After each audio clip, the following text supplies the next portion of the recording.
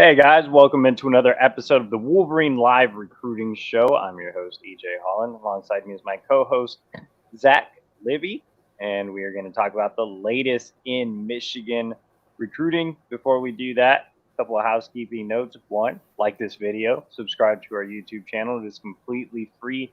We appreciate everyone filing in and joining, so remember to hit that like button, hit the subscribe button. That is completely free. You get alerts every time we drop a new video. And also, make sure to subscribe to the Wolverine.com today. If you enjoy our YouTube content, you'll definitely enjoy our premium insider recruiting information over at the Wolverine.com. You can sign up for $9.99 for 1 month or $99.99 for an entire year. That gets you premium insider recruiting information, team information, basketball recruiting, NIL, transfer portal, and so much more. Plus, you get to be part of a great message board community with more than 8,000 unique individual users. Come sign up today, join the discussion, and get the latest on Michigan recruiting and football. This season is right around the corner. But today, we're not going to be talking team. We're going to be talking about recruiting. And last quick housekeeping note. This is the Super Chat show, so remember to hit that donate button if you want your question answered. Otherwise, we'll be talking about a few different topics, starting off with Michigan wide receiver recruiting in the 2024 class. So, Michigan obviously missed out on Jordan Shipp last month. They have now missed out on Gatlin Bear, top 100 wide receiver, off the board, committing to Boise State over Michigan. I was leaning towards Boise State after his visit and said as much over at the Wolverine. So, not a big shock. I refrained from putting in a Michigan prediction after his official visit. The Wolverines didn't feel like they had the outright lead, and Boise State remained a really intriguing option for Bear, just deciding that, hey, I want to be closer to home when I return from my mission. Now, remember, Bear is technically a 2026 recruit. He is a guy leaving for 2 years. And like I said, it kind of came down to, hey, do I want to continue to be away from home since I'm already doing that for 2 years, or do I want to come back home and be a local legend? And obviously, Bear decided to pick Boise State. Zach, what was your reaction to Michigan losing out on Gatlin Bear? I thought it was tough.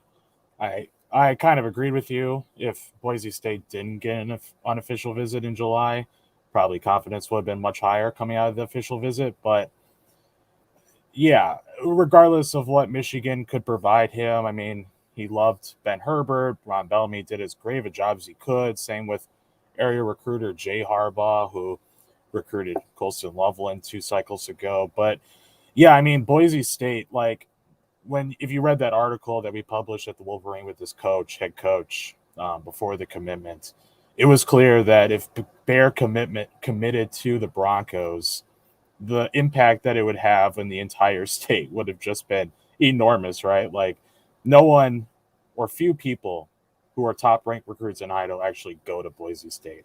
So for him to do it, Gatlin, who's considered to be the fastest guy in pads, that speaks something of what Boise State could provide him as the hometown hero. But yeah, I mean, it's not like Michigan didn't give everything that they could have offered. It was just, you can't beat out what the emotions that play into playing for a school that's an hour away from your home and representing the state and being the featured face, right, of a program. So yeah, it's tough, but I know Michigan's looking at other options, so we'll see what happens this fall.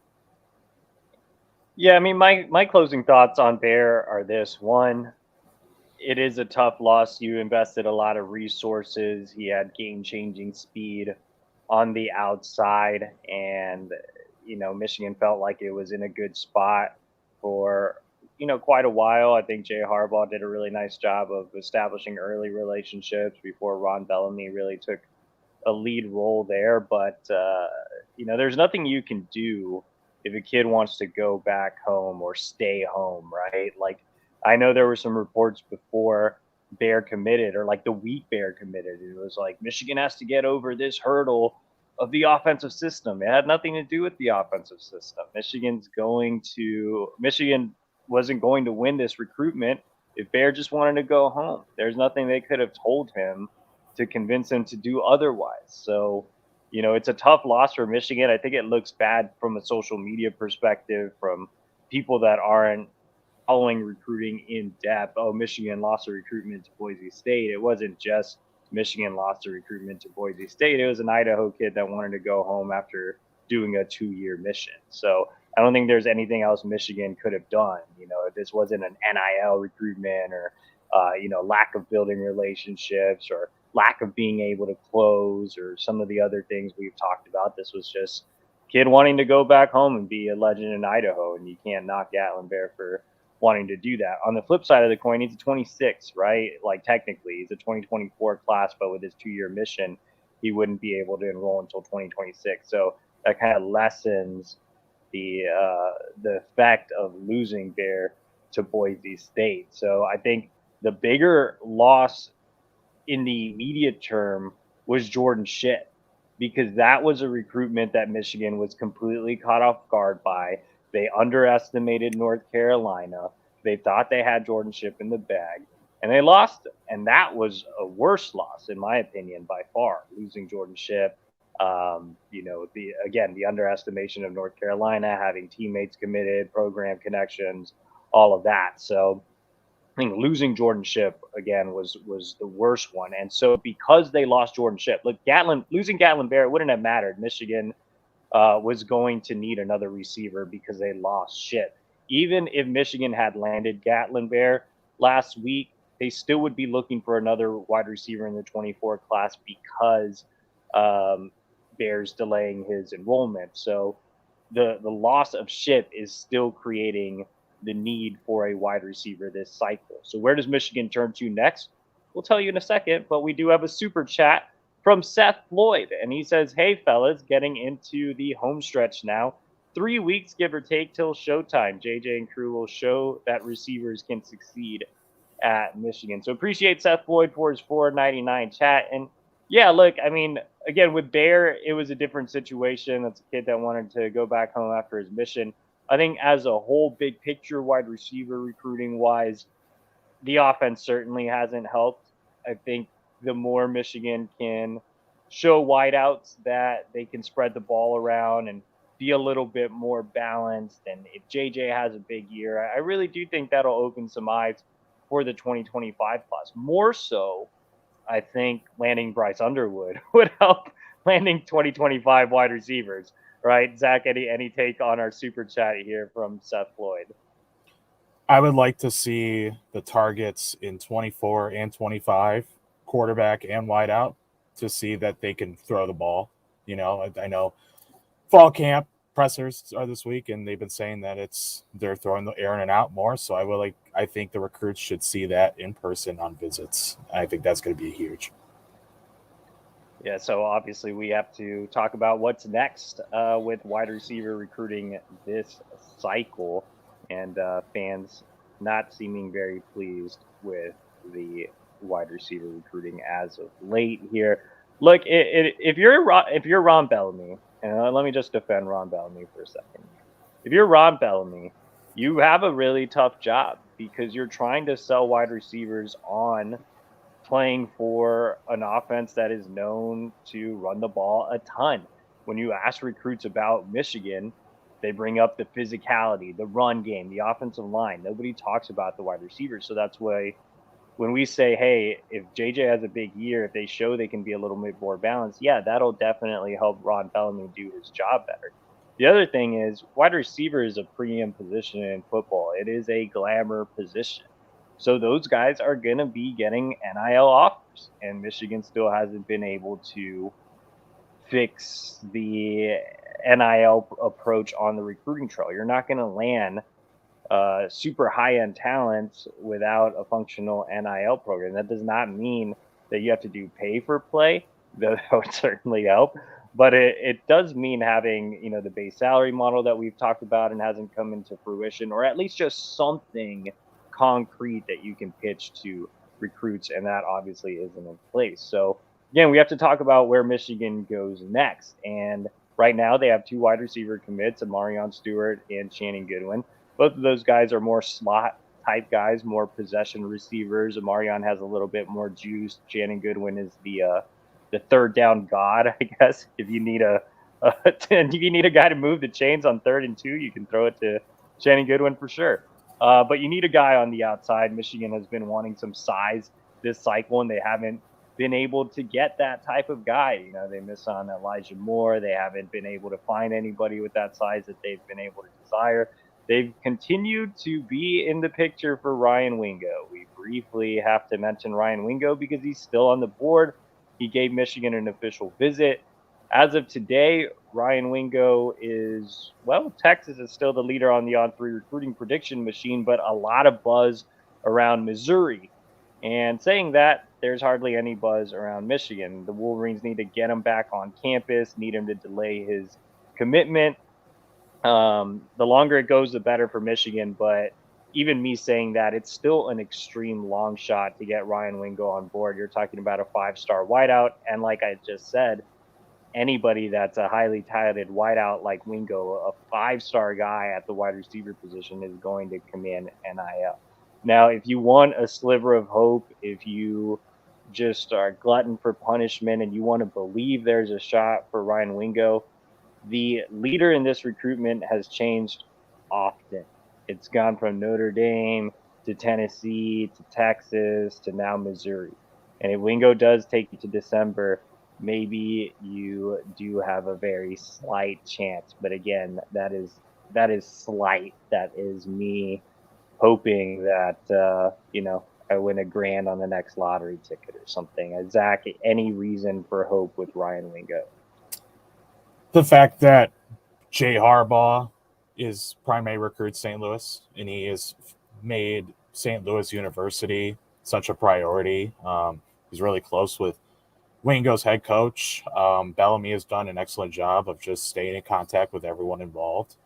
The glimmer of hope is exactly those two, right? Like the consistency that they have shown ever since Wingo was offered back in the winter of last year.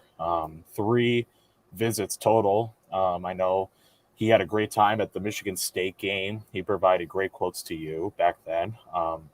The inside from the official visit from his head coach was all positive. I know the family and everyone involved absolutely knows and understands what it means to go to Michigan, right? Like the history, the tradition, the consistency of winning, right? Like back-to-back college football appearances hasn't gone unnoticed by everyone. So, yeah, like you said, you got to bring him back.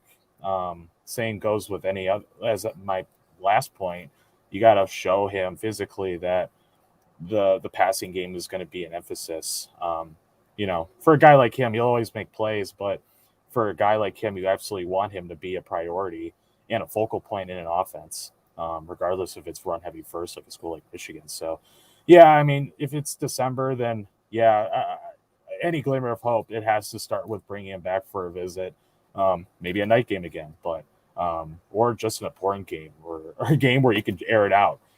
It just has to get done in order for that next step to happen. All right, I am tired of wasting time with Wingo, and it looks like everybody else is as well. Until something significant happens, I think we should limit the Wingo talk. Let's go ahead and get to a more realistic target on the wide receiver board, and one that's starting to generate a lot of buzz, including here in the chat. People want to know about the man, Nitro Tuggle. Georgia commit. Some Michigan buzz, open to taking visits. He is a 4-star wide receiver on 300 prospect out of Indiana. I know his profile says IMG Academy. He was trying to transfer there. That did not end up working out. So he is at Northwood High School. Someone should correct that on the engineering team.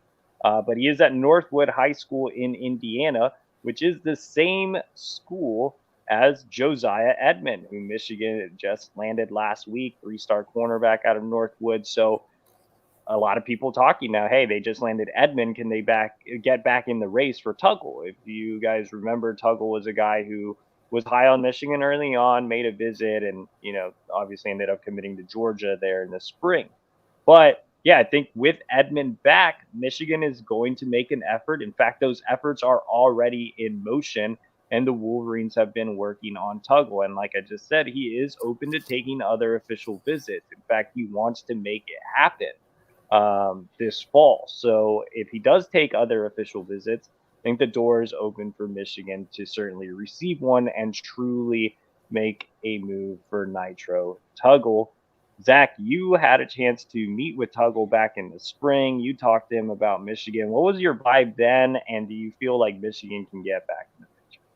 Yeah, so I saw him in August at a 7-on-7 event, and when I interviewed him, I was asking him, what were talks like with Bellamy?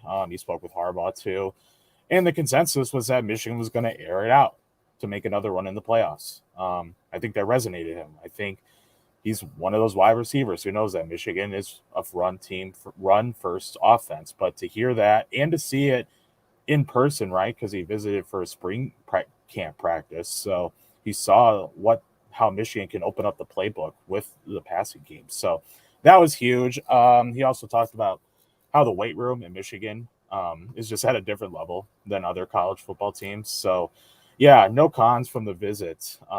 He clearly resonated well with Bellamy. Like, he got offered on the visit in person because Bellamy wanted to do it, make that personal connection, make that first move. So I know that meant a lot, but yeah, having his teammate in Josiah Edmond is huge. And I know we all watched Josiah's Instagram live commitment video, and we saw Nitro be a little active in the comments. So I know that got some fans riled up. But yeah, attempting to circle back, knowing that he's open to taking more official visits, and same thing goes with Wingo, bringing him back for a game and showing, proving that the offense is going to be a focal point is huge. Having him relatively close by, like Northwood High is about like an hour south or east of South Bend. So it's not a far drive for him to get up there compared if he stayed at IMG. So all of this is working in motion for an opportunity to get back into the mix, into the picture, if that actually ends up happening. So yeah, no, we'll see what happens with that. But yeah, having a recruiter like Josiah, who clearly had a lot of pride in committing to Michigan on his Instagram Live and really felt happy with the decision, I think he would like to have a teammate and a friend with him too. So we'll see. Okay, I know that Zach is the natural optimist, but I'm going to bring it back down because I am the natural pessimist. And that's why we're good cop and bad cop. We play off each other so well. John A. Schultz says, "How come I feel like Nitro is just using us to increase his SEC NIL money?"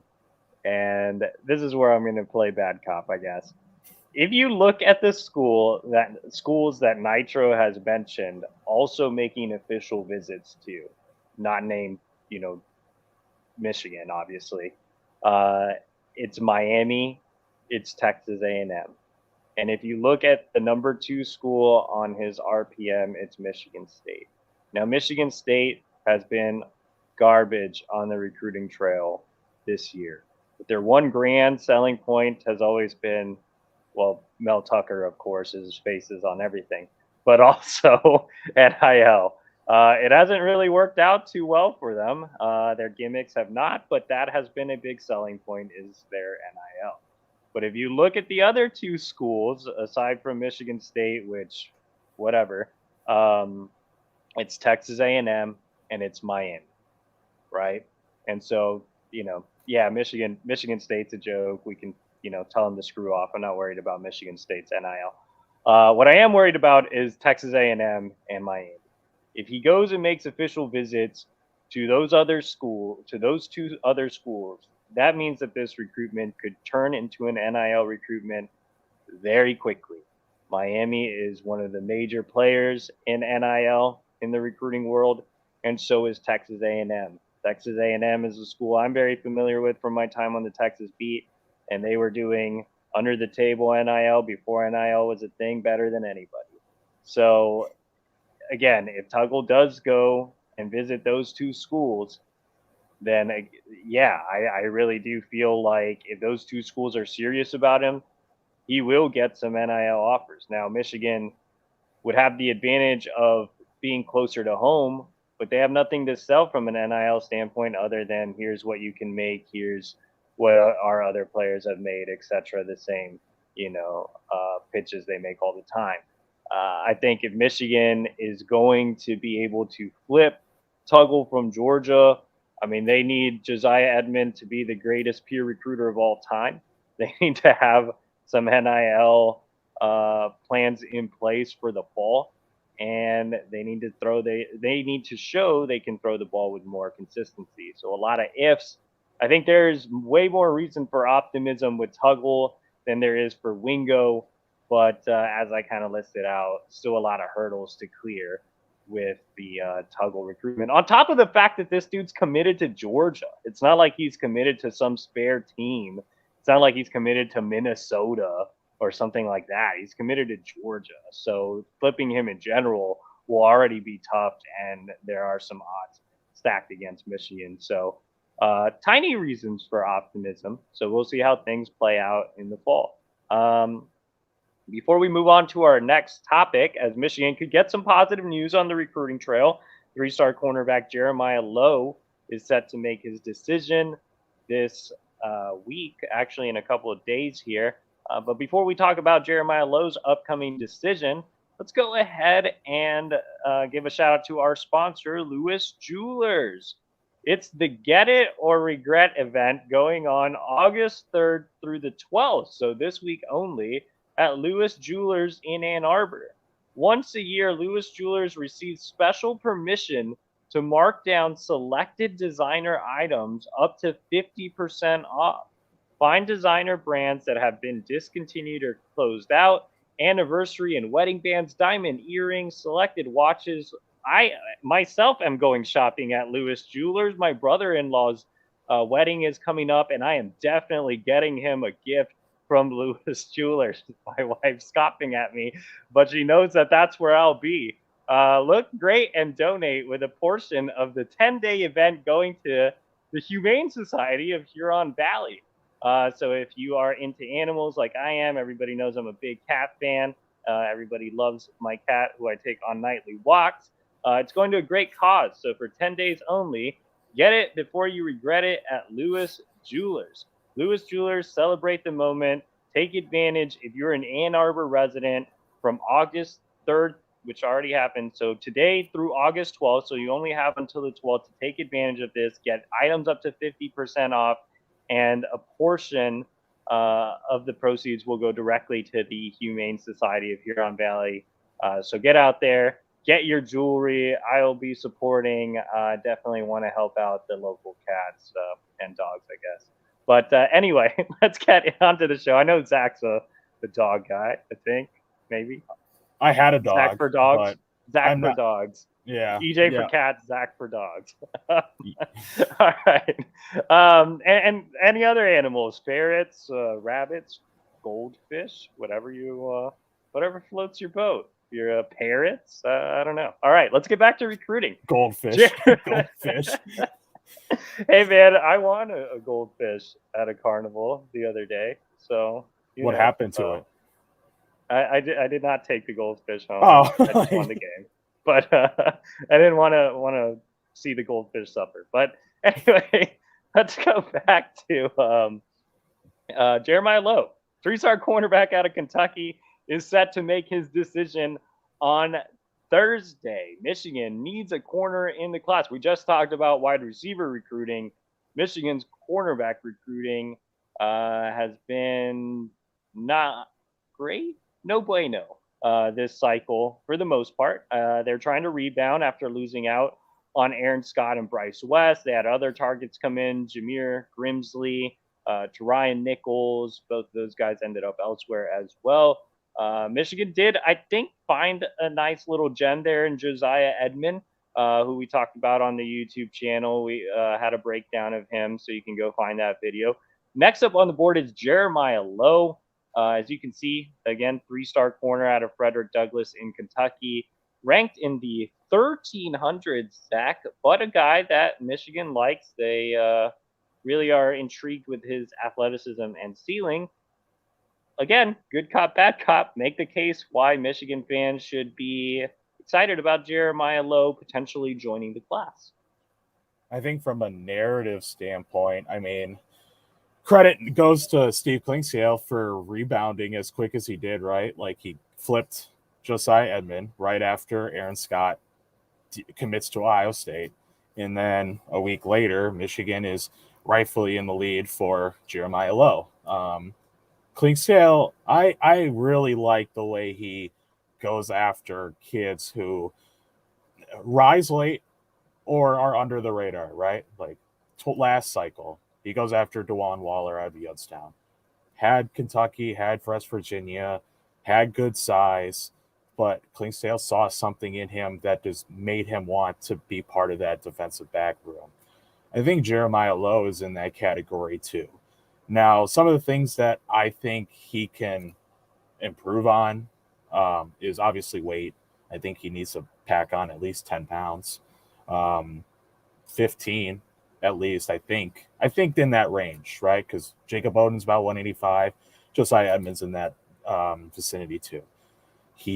I think he's very versatile in the secondary. I know Michigan's looking at him at cornerback, but I know he can play the nickel. He plays for a very blue-collar team, right, in Frederick Douglass. The connection that Klingsdale has with the school, like his son plays for the team, so that helped a lot as well. So, yeah, I mean, you're going to if he commits to Michigan, they're going to get a guy who believes in the system. He believes in Klingsdale and believes that, Klink can develop him into a college-ready contributor as soon as possible. And I think that's what has made the aurora of Steve Klingsdale so, respected on the recruiting trail. So, yeah, I mean, from just a storytelling standpoint, hats off to him for grabbing two guys that he wanted right immediately after the July open period. So, yeah, we'll see how he does physically in the weight room. But, yeah, I think he's going to be a guy who buys in quickly and, can make an impact sometime as he continues developing physically and emotionally. Okay. Hopefully his mental health is okay. Well, but he is. Okay. But, it's not what I meant. But anyway, Jeremiah Lowe, he is an interesting prospect, man. I'm going to do a little bit more deep dive on his film before Thursday's decision. So you can head over to thewolverine.com. If he does select Michigan, then we'll have wall-to-wall coverage on him selecting the Wolverines. But I have a prediction in here. I feel pretty strong about Michigan's chances. I know Kentucky's tried to make a little bit of a last run here, but I think Michigan remains in a good spot. Look, Klingsdale, he hasn't landed the big fish, but he is known as one of the better developers of talent. He did develop guys at Kentucky that were kind of in the same mold as Jeremiah Lowe. He's very familiar with this prospect. Like Zach said, Lowe is a teammate of Klingsdale's son. And when your son plays high school football, you are allowed to go out to as many events as possible. So, there's dead periods and things like that prevent coaches from going out to games in the fall or to practices and stuff. If your son's part of the event or part of the game, you can go to it. So Klingsdale's had a chance to see Lowe more than a lot of the other DB targets. So he sees some potential there. I'm not completely sold yet. I'm not going to try to convince you guys to be completely sold on Jeremiah Lowe, but I do think he's interesting. And planning out our tentative schedules, it looks like both Zach and I will be able to see him live. So curious to see what comes of those evaluations. But, for those of you that don't know, since Klingsdale's son played at Frederick Douglass, Klingsdale was able to go to those events. It's the same. I don't know if you've seen this, Zach. I'm sure you have because you've covered a couple of events here recently. But Ryan Day has a son that's like an 8th grader, yes. And he just puts his son in every single event possible. So every major camp or whatever, he's like, I'm Ryan Day. Please let my son compete. And then he's able to go to all these camps and stuff. It's such an unfair advantage for Ryan Day to be able to do this. His son doesn't even have an offer. I guess he has an offer to Ohio State. He has, I don't know what he has a offer. I just don't know. Oh yeah, what he school. does have a offer. I guess I stand I think it's corrected. Mac. Don't don't Bogus put me on the record. 2028 offer. But But yeah, I get it. Yeah, it's that sort of, you have your son there, so you can have more of a tie-in with the school or an event. So it's smart, honestly. yeah, well, not to go off on a Ryan Day tangent, but just thought Yeah. I would mention that. But we do have to defend our names here, Zach, very quick before we get into the last topic. And I know our producer's probably rolling her eyes because we hit the 30-minute mark. So we're going to quickly get to the third segment, but we do have to defend ourselves. Zach, someone says you look like a turtle guy. Is that true? I hate reptiles. Turtles, lizards, snakes, alligators, big snakes. Like, get away from me. I'm not doing it. So no, and they smell bad. Like, They do smell bad. I'm but, not a turtle guy. No, I like reptiles. I mean, turtles are fine. My dream's to go to the Galapagos and go scuba diving with those marine iguanas. They look really cool. They're like mini Godzillas. No, that's no. I thought you were the beach guy in this group. Yeah. Usually I'm the dark, cold. I want to go to Alaska, and here I am talking about scubaing with these mini Godzillas, and you're not about it. There's a beach in the Caribbean where you can swim with pigs, and I'll do that because pigs are awesome, but not swimming lizards. No. You should get I'll let you go. Tell me how it is. Seth Floyd also says, "What am I getting my brother-in-law from a jewelry store?" Look, Yeah. Lewis Jewelers. Here we go for our second plug-in here. Lewis Jewelers is the best jewelry store for both male and female gifts. So if you pull up that Lewis Jewelers ad, it shows a dog tag, and that's a perfect gift for not only yourself. If you don't have a brother-in-law, you can get it. And here we go. We'll remove Seth's comment there. You can get this gold dog tag right here and say congratulations on your wedding, brother-in-law. And that is what I'll be getting him from Lewis Jeweler. So stop it in the comments. I am married, and I just want to show my beloved brother-in-law, who I dearly love so much, some love there with a gold dog tag from Lewis Jewelers. Remember, 50% off this week only. You're in Ann Arbor, head to Lewis Jewelers. All right, last question before we get out of here. Zach, football season's right around the corner.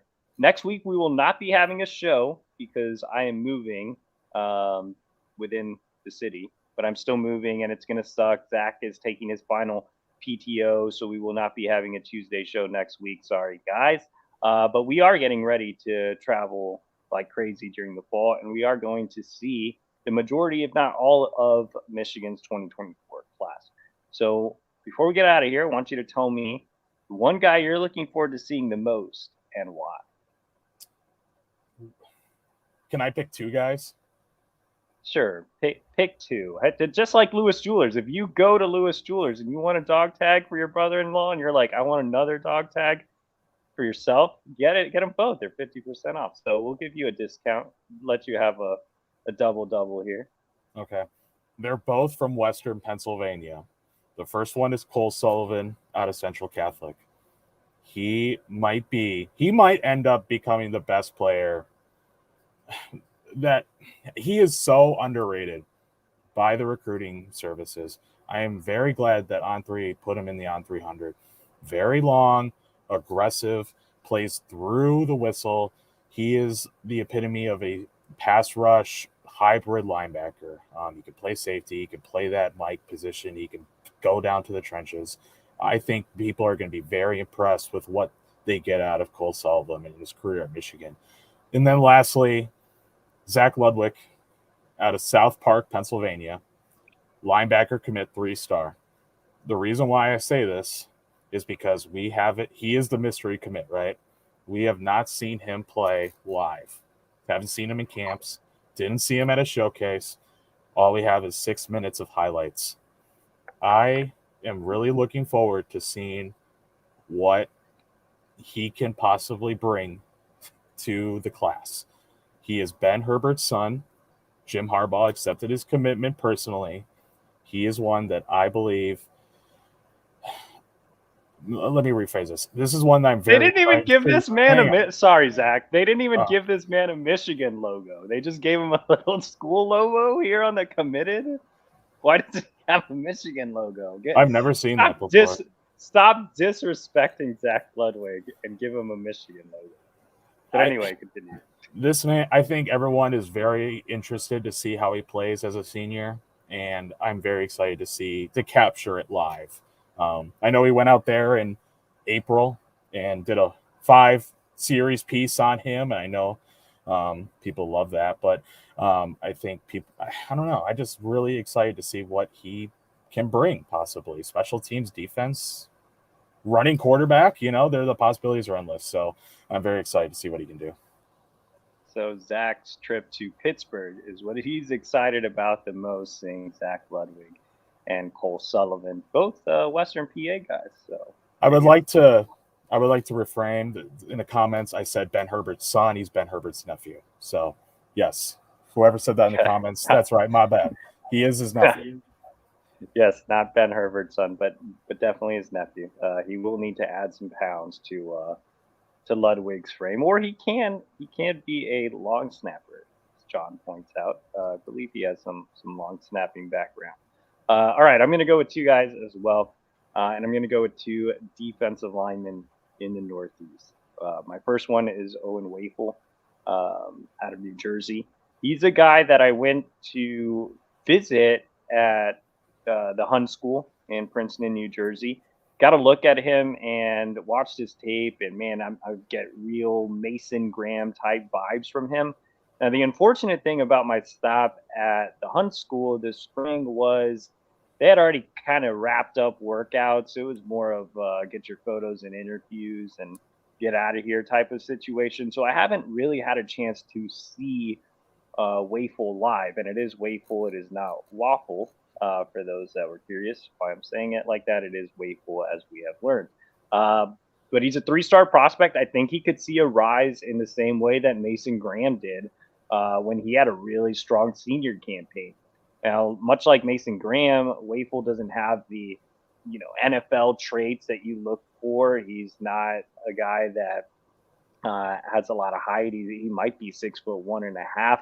He does have a little bit longer arms than Mason had, but kind of the same type of player, just really great motor, really strong type of kid, underrated athlete. A lot to like about Owen Wafel on film as a guy that can have an extremely successful collegiate career. And like I mentioned before, I don't care about the NFL. I don't care if Owen Wafel is a first-round draft pick or no draft pick. I care about his collegiate career at Michigan. I think he has a chance to be a really, really good player. So excited to see him. And the last guy, or the second guy, I guess, is Manuel Beagle. I had a chance to see Manuel in his first ever game in the United States, and he played exclusively along the offensive line. This year, he will be playing defensive line, which is where Michigan is recruiting him at. So I definitely want to get a look at him to see how he looks on the defensive line. He's an athletic freak. I mean, when I went out to see Beagle in the spring, just moving around, he moves so well for his size. And then he lifts up his shirt. He has like a 6-pack, and he's like 280 pounds.